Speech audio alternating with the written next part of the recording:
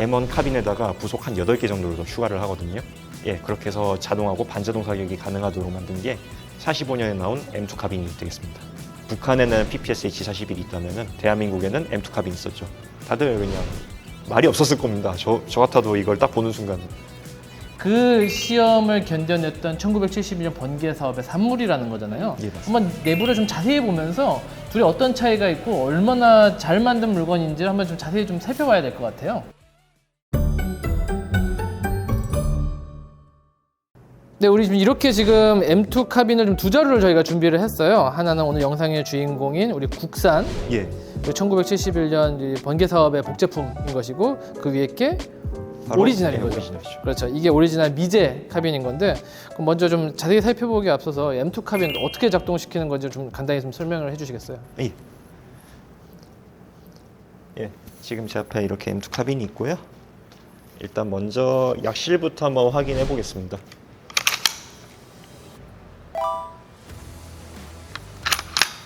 예, 비어 있고요. 이제 탄창 같은 경우는 M1 카빈 때부터 이제 시작되었던 이런 15발짜리 이제 탄창이 있고요. 그 다음에 이거보다 좀 더 긴 30발짜리 탄창이 있습니다. 이건 이렇게 바나나형 탄창으로 되어 있는데, 예, 애석하게도 지금 그걸 보유하고 있지 않아가지고 예, 보여드릴 수가 없네요. 예, 탄창 삽입은 이제 이렇게 삽입부가 있고요. 예, 이렇게 꼽칩니다. 뭐 지금의 M16이나 뭐 K2랑 크게 다를 거 없죠. 그 다음에 여기 있는 버튼이 이제 탄창 멈추입니다. 이 버튼을 누르면 예, 이렇게 탄창을 뽑을 수가 있습니다.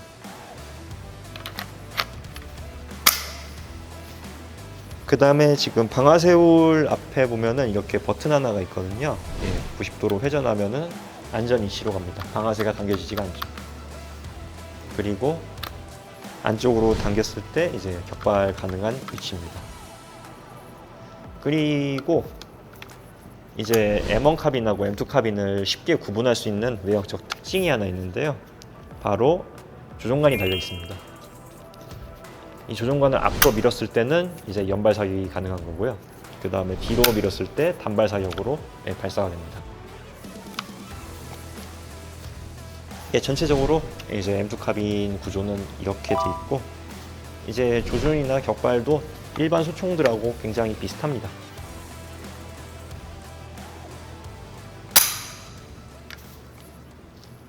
그럼 이렇게 좀 자세히 M2 카빈 살펴봤는데 예. 그렇다면 이 미제 오리지널이랑 국산 미 복제품이랑 그 외형상 어떤 차이가 있는 거죠?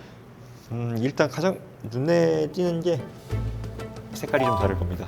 나무 색깔이 좀 훨씬 밝죠? 예, 훨씬 밝은데 일단 미국 같은 경우는 이제 보통 호두나무를 많이 사용합니다. M1 게런드도 그렇고 M1 카빈도 그렇고 이제 스톡이라고 할 수 있는 개머리판 부분은 전부 월넛으로 호두나무로 깎게 되는데, 대한민국이 뭐 그렇게 수정이 호두나무가 잘 자라는 기후는 아니잖아요. 이건 한번 봐야 될 것 같은데 수종 분석을 통해서 아마 월넛은 아닐 거라고 보고 있습니다. 그리고 개머리판 부분에 좀 특이한 각인 하나가 더 있죠. 특이하게 뭐가 그 뭐 아마 열로 찢어서 뭐 압인 해놓은 것 같은 게 있는데요. 예, 맞습니다. 낙동으로 신진 자동차 주식회사라고 이렇게 로고를 찍어놨습니다. 이게 자동차 회사인 거죠? 예, 맞습니다. 그 당시 ADD에는 복사기도 없었는데 사실 뭐 이걸 깎을 수 있는 그런 기술 자체가 없어서 그 당시에 신진자동차 공업이라는 회사를 빌려가지고 이 총을 제작을 하게 되었어요. 그러니까 그 회사명을 이렇게 찍게 된 거죠. 어떻게 보면 뭐 ODM 생산 그런 느낌이죠. 그죠. 예. 그 다음에 반대편에는 이제 저희 핵심이라고 할 수 있는 부조가 하나 박혀 있습니다. 뭐 어떻게 동그라미 황동판 같은 걸 좀 덧붙여 놓은 것 같은데요, 그죠? 예, 맞습니다. 이제 읽어보면은 카빙 M2 이제 시제품 제작번호 1번 1번, 그죠? 예, 한국자동차공업협동조합회 이렇게 써 있습니다. 이 부조판만 이렇게 가려져 버리면은 이게 한국 거인지 아니면 미국 거인지 어떻게 알겠습니다. 예. 이게 있었을 때 정말 저도 쾌자를 불렀던 게, 이거 진짜 번개 사업 CF품이라는 걸 당당하게 증명을 해주고 있는 각인이라고 볼 수 있죠. 그죠. 사실 그 다른 그 어떤 문헌 정보보다 그 저 황동판에 적혀 있는 그 글자 몇 글자가 더 제일 확실한 증거가 됐던 거잖아요. 예, 그죠? 맞습니다. 그래서 저도 이거 보존 처리할 때 이 부분은 크게 손을 안 댔던 것 같습니다. 그 당시 그 모습을 보여주고 싶어가지고. 뭐 그 외에는 진짜 어떻게 보면은 오리지널하고 비교해도 외형적으로는 손색이 없습니다. 물론 지금 저희가 이제 가늠자 부분이 망실이 됐고 총열 덮개 부분이 망실이 됐지만 그래도 안에 있는 모든 기관부들은 남아 있기 때문에 뭐 원형을 보여주는 거에는 크게 문제는 없을 거라고 보고 있습니다. 그러니까 사실 밖에만 봤을 때는 말씀하셨던 그 망실 부분을 제외하면은 지금 미제 M2 카빈이랑 큰 차이가 없는 것 같아요. 예, 맞습니다. 실제로 뭐 내부의 가공 같은 것도 지금 뭐 차이가 전혀 없는 걸까요? 예전에 대한민국에서 전쟁 기간에 만들었던 대한이소총 같은 경우는 수가공된 게 굉장히 많이 보였거든요. 사람이 손으로 직접 쇠를 깎은 거죠? 예, 그렇죠. 막 선반 가공한 자국도 굉장히 거칠게 나 있고. 그런데 이거는 표면 처리도 그렇고 뭐 똑같습니다. 그냥 미국 오리지널하고 굉장히 비슷하고 일단은 안에 그 표면 처리 자체도 파카라이징으로 되어 있거든요. 진짜 멀리서 봐도 그렇고 가까이서 봐도 오리지널과 비교했을 때 큰 차이가 없어요. 예, 진짜 이런 목재의 색상하고 이런 각인들 빼고는 다른 게 없을 정도라고 해도 무방합니다. 그 시키는 방식도 지금 미제랑 똑같은 거죠? 예, 작동하는 방법도 마찬가지로 이게 지금 탄창은 미국제 오리지널이거든요. 예, 그대로 꼽히고 탄창 멈치를 눌러서 이제 뺐는데도 당연히 문제가 없고요. 이제 복제인 만큼 안전장치 위치도 그대로 똑같고요. 작동되고 놀이새도 뭐 역시 마찬가지고 이제 단연발 조정 기능도 기능하고 위치 그대로 되어 있음을 볼 수 있습니다. 근데 제가 듣기로 이 총의 기증 접수뿐만 아니라 보존 처리도 직접 하셨잖아요. 예, 보존 처리는 제가 했었죠. 근데 그 과정에서 이 총에서 뭐 재밌는 특징을 하나 발견하셨다고 하는데 그게 뭐였죠? 전체적으로 이제 가공 상태를 볼 수 있었던 것도 있었지만 제일 재밌었던 거는 이제 비군사 처리를 하고 놀이새를 분해한 다음에 야시를 보니까 사격 흔적이 있는 거예요, 얘가. 사격 흔적, 뭐 어떤 흔적인 거죠, 그러니까 강선 안쪽에 이제 군에서 사격을 해봤으면 네. 그 느낌 아실 거예요. 약간 그 강선하고 그 그루브 안쪽으로 이렇게 뭔가 좀 지저분하게 끼어 있는 노랗게. 그러니까 그 강선 내부가 지저분한 흔적이 있다는 거죠? 사격하고 난 이후에 그 흔적들, 그죠? 예, 맞습니다. 저는 처음에 먼지겠지 하면서 이제 면봉으로 이렇게 싹 긁었는데 탐매잖아. 이렇게 판매, 된 그렇죠. 50년 전에 탐매를 느꼈죠. 그러니까 이게 단순히 시제품이 아니라 실제로 사격을 해본 예, 맞습니다. 총이라는 거잖아요. 그래서 그때 보존 처리 방향을 바꿨던 게 아직도 기억이 납니다. 그 부분도 역사의 흔적이기 때문에 이걸 지울 수는 없어가지고 이제 외부 쪽은 제가 다 보존 처리를 진행했지만 약실하고 안쪽에 있는 강선 쪽은 제가 건드리지 않았거든요. 그대로 남겨놨습니다. 그러면 지금 이 전시되어 있는 총기 내부에는 사실은 그 50년 전 그 번개 사업 당시의 흔적이 맞습니다. 총 내부는 그대로 남아 있는 거죠. 예, 놀이새나 이런 부분들은 다 손을 대더라도 총열 안쪽은 제가 아예 막고서 처리를 했기 때문에 그대로 남아 있습니다. 사실 이런 특징이야말로 사실 전시되어 있는 물건을 볼 때는 알 수 없었던 재밌는 특징인 것 같은데 상당히 의미가 있는 것 같습니다. 예, 맞습니다. 근데 이렇게 지금 M2 카빈 오리지널이랑 우리 국산 비교까지 해가면서 자세히 살펴봤는데 이제 그 못다한 이야기 한번 마저 좀 더 해보시죠. 예.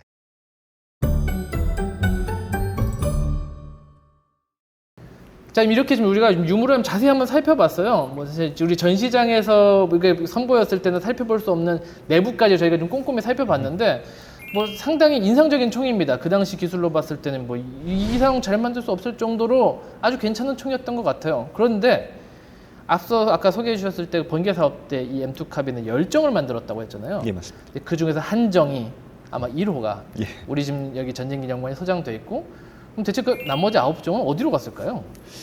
나머지 9정은 물론 추정의 영역이긴 한데 그 구상의 박사님이 이야기를 하셨잖아요. 그것도 작년에 드디어 이제 인터뷰가 나와서 알게 된 건데 저도 아마 현장에서 다 파손이 되지 않았을까. 시험 타격 중에. 예, 다 총열이 깨지고 뭐 두 쪽이 나고 뭐 이렇게 얘기를 하셨으니까 네.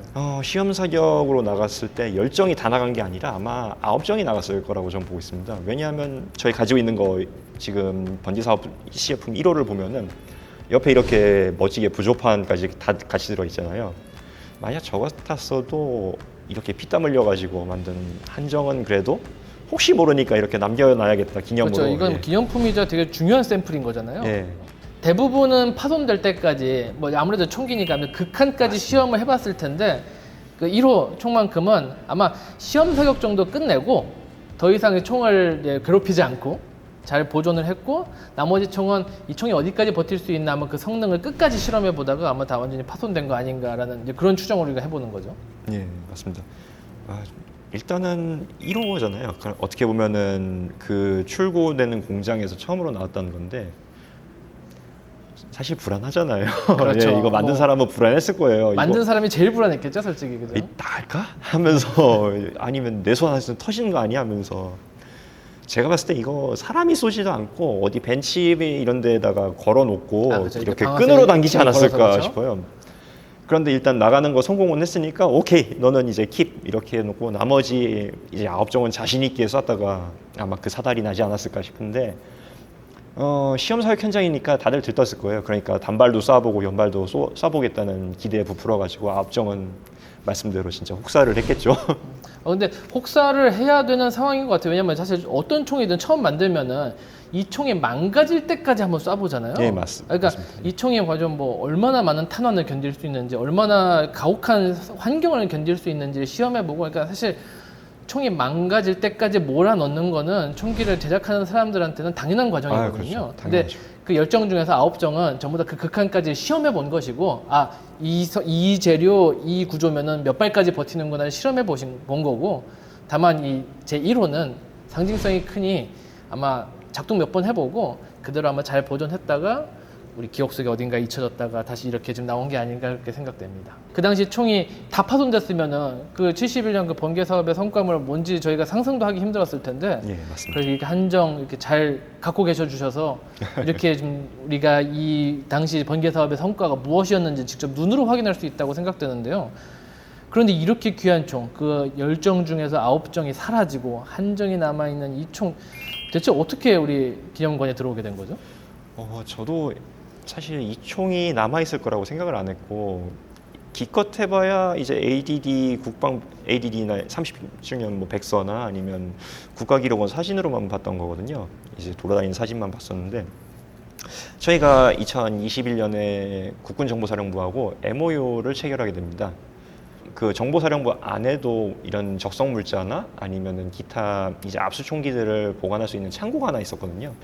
그래서 그 안에 그동안 잠들어 있던 총기들을 전쟁기념관으로 MOU도 체결을 했으니까 이관을 해주겠다. 그러니까 예. 국군 정보사령부가 우리에게 기증을 해주신 거죠. 예, 그죠? 맞습니다. 예, 그래서 기증을 해주겠다 해서 저희도 그런 목록 한번 보겠습니다 해서 부서 내에서 보게 됐죠.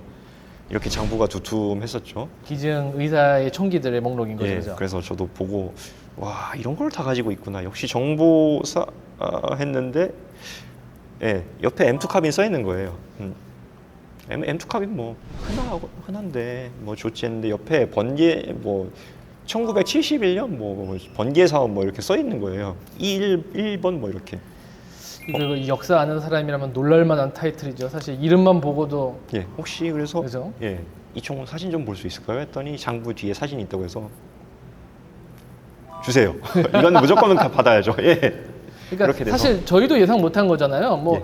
당시 정보사령부가 기증했던 총기들 중에 사실 귀한 총기 정말 많았어요. 진짜 이게 많았죠. 야, 대한민국에 이런 총기가 실물이 있구나 싶을 정도로 놀랄만한 총들이 상당히 많은데 그 중에서도 우리 학예사들 가장 놀래켰던 총이 예. 사실 우리에게는 거의 전설처럼 들리던 그 총의 실물이었던 거잖아요. 예, 저도 보고 나서 제 눈을 의심했었죠. 이게 진짜 번개 사업 거라고? 그러니까 그런데 저희가 나중에는 1차로 받았을 때가 한 38점, 40점 정도 됐을 거예요. 권총만 주로 받았었는데 그때 이 M2 카빈도 끼어 있어가지고 현장에서 봤을 때 진짜 감격의 도가니였죠. 진짜 와, 사실 그래서- 이것만큼 그 우리 60, 70년대 그 우리 자주국방의 어떤 태동기라고 표현하는 그 시기를 상징하는 물건도 없을 것 같은데 맞습니다. 이러한 계기로 또 기증, 그것도 공교롭게도 또 기증으로서 이런 귀한 물건이 들어오게 된 건 정말 뭐 우리 학예사들은 물론이고 사실 우리 관람객들한테도 정말 좋은 기회였던 것 같아요. 그러니까 예. 사실 저도 그 비슷한 시기에 이런 물건이 들어온다는 걸 저도 그 실무 현장에서 보고 저도 내심 감동을 했었거든요. 야, 진짜 간만에 진짜 좋은 유물 보겠구나 하고 놀랐던 적이 있었는데 또 막상 또 사실 이렇게 여러 번 본 유물이지만 또 막상 이렇게 눈앞에서 볼 때마다 항상 신기해요. 이런 유물을 우리가 전쟁기념관에서 소장하게 된 것도 정말 큰 의미가 있는 일이지만 이런 것도 이제 관람객들한테 상시로 이제 보여줄 수 있다는 예, 것도 우리 전쟁기념관이 하는 역할로서 정말 뭐 대단한 우리 기념관의 어떤 가장 1호 유물처럼 여길 수 있는 아주 대단한 물건이라고 생각이 돼요.